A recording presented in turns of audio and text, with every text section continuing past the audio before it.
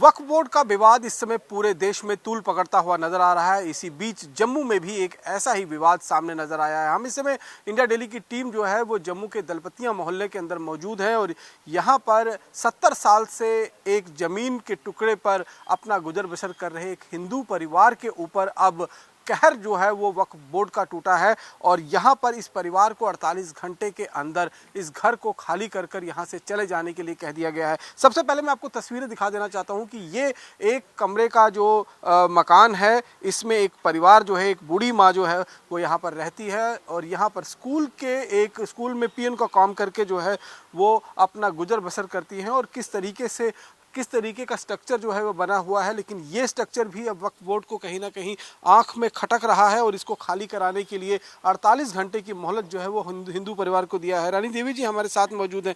रानी देवी जी, आप कब से रह रहे हैं यहाँ पे? हमारे सोहरा साहब रहते थे इधर, 47 के पहले से रहते हैं। ये हमारी तो शादी इधर हुई है। आप बहू बन के यहीं पे आई थी? हाँ, बहू बन के आई थी। हालत मेरी बड़ी बुरी है। इधर मैं स्कूल में काम करती हूँ, लोगों के घर काम करती हूँ। ये कह रहे हैं जाओ नवे शहर में कहाँ जाना है, कहाँ काम कर। कौन बोल रहा है आपको? ये काफ वाले। हाँ हाँ जी, वो कह रहे नवे शहर जाओ। अब नहीं, मेरा बाथरूम है ना कुछ, मैं बाथरूम भी स्कूल में जाती हूँ। क्यों ऐसा क्यों बोल रहे हैं वो? पता नहीं क्या बोल रहे हैं। क्या बोल रहे हैं? इसको तोड़ना है क्या? हाँ, तोड़ना है इसको। कोई नोटिस वगैरह दिया गया आपको? कुछ नहीं दिया।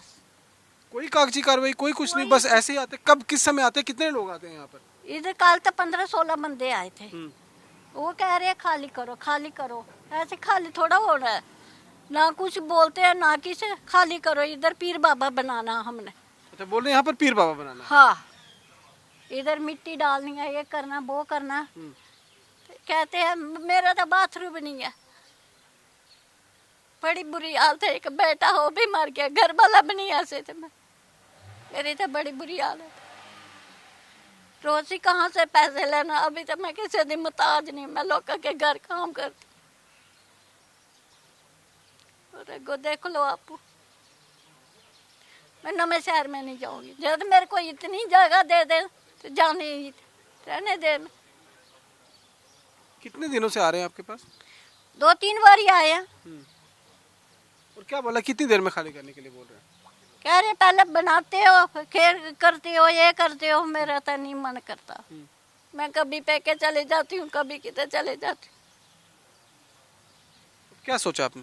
कुछ नहीं सोचा। क्योंकि माँ है। ये इधर ही दे दे मेरे को। सरकार से गुहार लगाई आपने? किसी को बोला? किसी सरकार से? ना, किसी को नहीं बोला। देखिए, एक बूढ़ी माँ है जो अपनी आधी से ज़्यादा ज़िंदगी जो है वो इसी घर के अंदर वो बहू बनकर आई थी।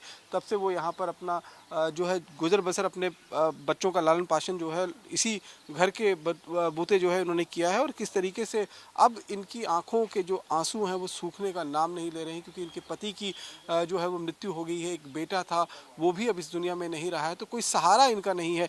ये पूरा कुनबा जो है सन 1947 से यहाँ पर रह रहा है और यहाँ पर अगर आप देखेंगे तो इसी परिवार का ही ये दूसरा घर जो है वो यहाँ पर मौजूद है। और किस तरीके से इस तीनों, ये जो एक परिवार के 3 बच्चे जो यहाँ पर रहते हैं, उन सभी को यहाँ पर जो है वो खाली करने के लिए कह दिया गया। इनके भी शख्स हमारे साथ मौजूद। क्या नाम है आपका? साहिल कुमार भैया।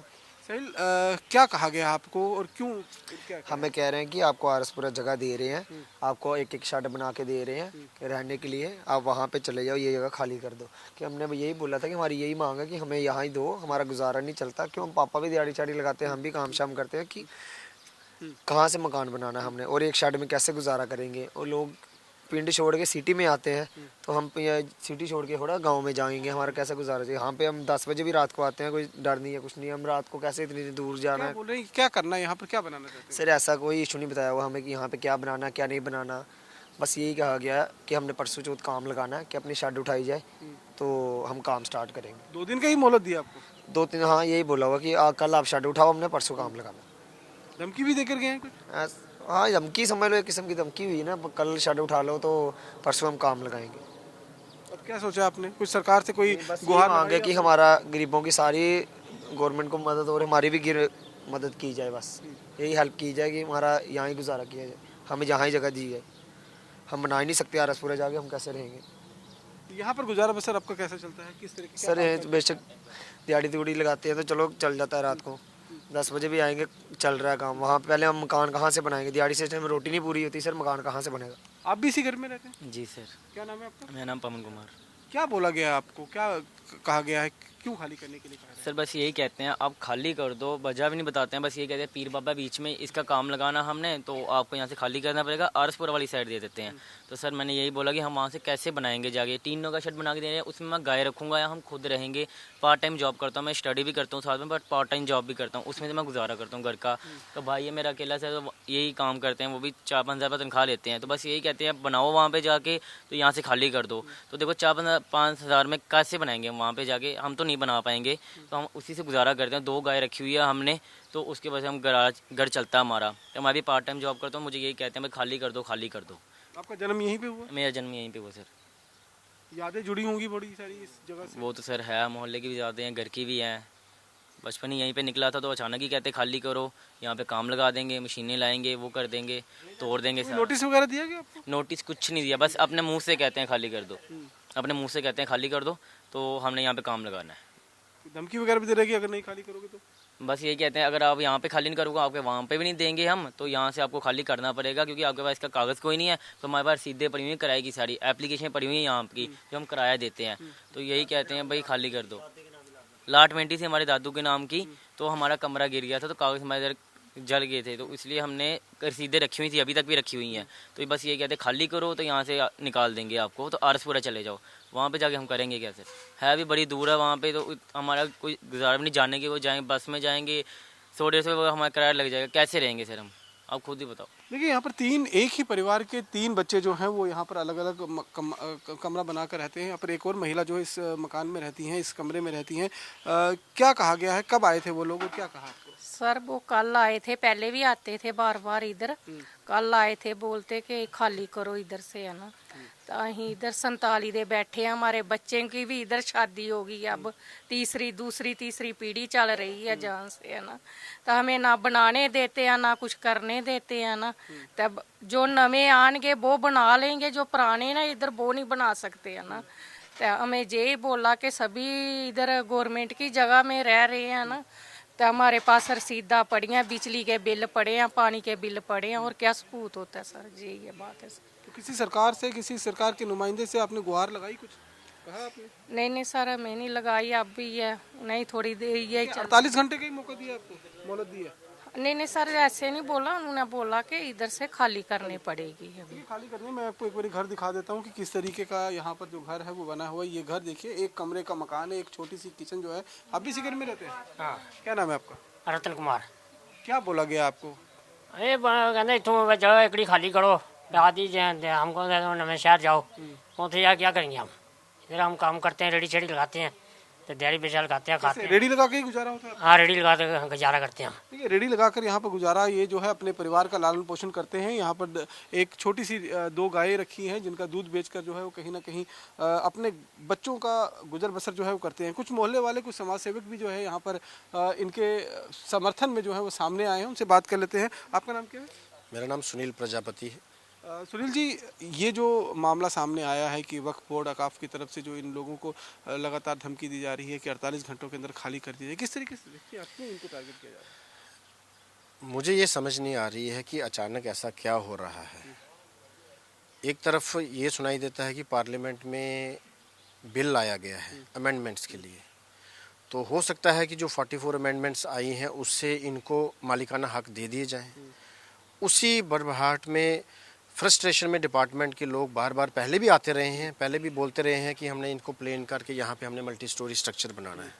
लेकिन सरकारें जो बनाई जाती हैं, लॉज लाए जाते हैं लोगों को बसाने के लिए, लोगों को उजाड़ने के लिए नहीं। एक परिवार, एक रेफ्यूजी फैमिली जो पिछले 70-75 साल से यहाँ पे रह रही है, एक कुंबा था, आगे उनके 3 बच्चे हैं, उनके भी आगे बच्चे हैं जो इतने सालों से रह रहे हैं, उनका राइट बनता है यहाँ पर रहना, कोई सरकार उनको निकाल नहीं सकती है।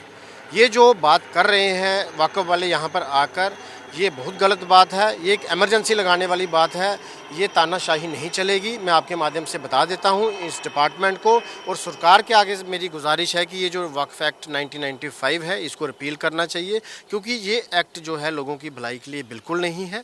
क्योंकि इस डिपार्टमेंट में जो रूल्स हैं इनके तानाशाही वाले हैं, किसी को भी जाके ये इंक्रोचर बता सकते हैं, कहीं भी जाकर कब्जा कर सकते हैं। ये ऐसा कानून जो है ये लोगों की भलाई के लिए बिल्कुल नहीं है, इसको ख़त्म करना चाहिए। और ये जो परिवार है ये गरीब, इनका कसूर यही है कि ये गरीब है, ये दबे कुचले हैं, मलजूम है और ये जो डेली अपना गुजारा हैंड टू माउथ है, रोज़ कमाएंगे। किसी दिन हो सकता है कि इनको अगर नहीं दिहाड़ी लगी तो नहीं खाएंगे, एक वक्त का खाते हैं, कभी 2 वक्त का खाते हैं और वो यहाँ से जाकर कहाँ रहेंगे। पहली बात तो इनका राइट बनता है यहाँ पर रहना, इनको कोई नहीं निकाल सकता।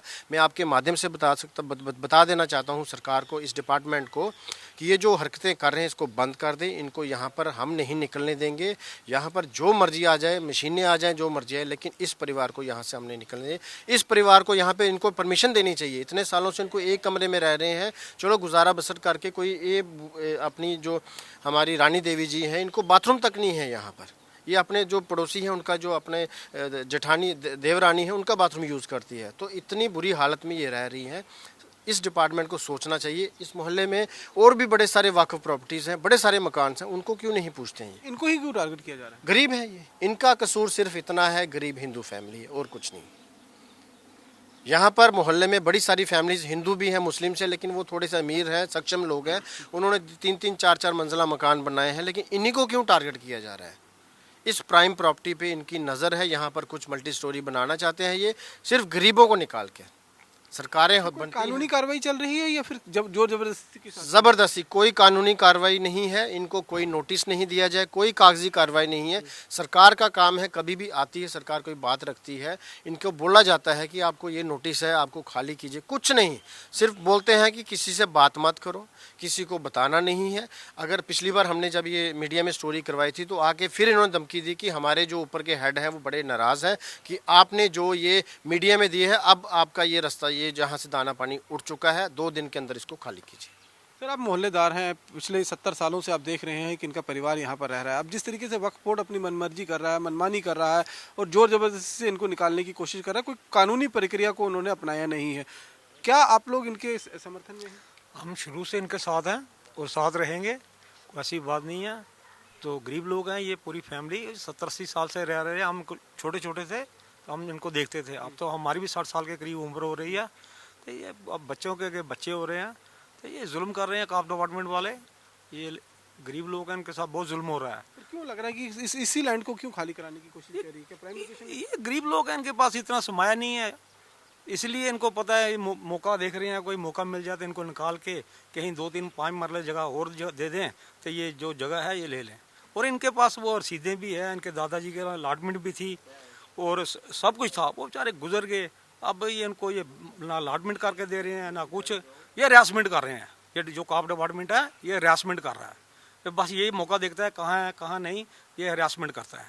और ये इतना बोल देते हैं हम मल्लेदार हैं, ये डिपार्टमेंट वाले यहाँ आए, हरासमेंट किया, इनको परेशान किया, तो हम पूरा मल्ला साथ हैं, इनको नाश जबरदस्ती नहीं करने देंगे? नहीं करने देंगे, जबरदस्ती नहीं करने देंगे। यहाँ पर जो मोहल्ले वाले हैं वो कहीं ना कहीं इस परिवार के साथ जरूर खड़े हैं और कुछ समाज सेविक भी जो हैं वो इनका साथ दे रहे हैं। इनका साफ तौर पर कहना है कि जिस तरीके से पिछले 70-80 सालों से ये परिवार जो है वो इसी ज़मीन पर अपना गुजर बसर कर रहा है। यहाँ पर जब ये छम से माइग्रेट होकर आए थे तब वो यहीं पर इनको बसाया गया था और तब से लेकर अब तक इनके कई बच्चे यहीं पैदा हुए, उनकी शादियाँ यहाँ हुई, उनकी बहुएँ यहाँ आई, की यादें जो हैं इस परिवार, इस घर, इस ज़मीन के साथ, इस जगह के साथ जुड़ी हुई है। अब अचानक वक्फ बोर्ड को इस बात का डर सता रहा है कि जिस तरीके से पार्लियामेंट में वक्फ बिल जो है वो पास हो गया है तो कहीं इनको मालिकाना हक ना मिल जाए, इस बात के डर को देखते हुए फिलहाल वक्फ डिपार्टमेंट के जो ऑफिसर्स हैं वो यहाँ पर आए दिन आते हैं और इनको जबरन जो है वो डरा थमकर यहाँ से इस जगह को खाली कराने की बात जो है वो की जाती है। लेकिन आप देखिए ये बूढ़ी माँ जो है इनकी, आप उनका चेहरा देखिए कि किस तरीके से इस डर के साये में वो जीने के लिए मजबूर हैं। हैं कि कब उनको ये अपना घर जो है वो खाली करना पड़ेगा।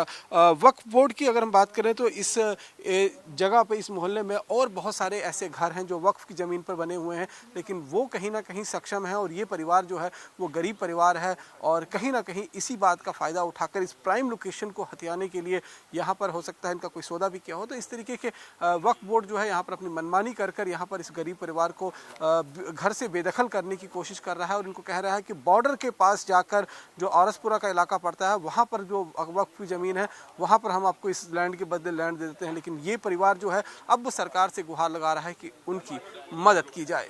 कैमरा पर्सन सुनील के साथ रमन सैनी, इंडिया डेली, जम्मू।